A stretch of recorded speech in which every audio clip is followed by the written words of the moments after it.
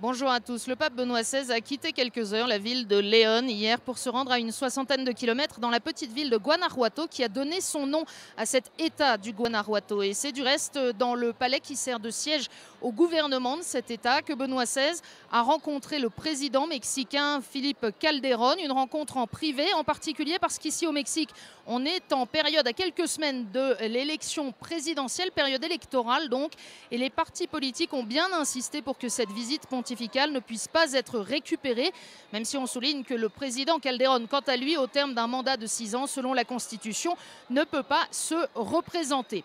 Après cette rencontre plutôt politique, le pape a changé de registre et sur la petite place de Guanajuato, il est allé à la rencontre des enfants et des jeunes. Il a voulu assurer les enfants de sa proximité, de sa prière particulière pour ceux d'entre eux qui souffrent de l'abandon, de la violence ou même de la faim après la sécheresse qui a sévi ces derniers mois. Le pape a appelé toute la société à protéger les enfants et les enfants à placer leur confiance dans le Christ, même dans les moments difficiles.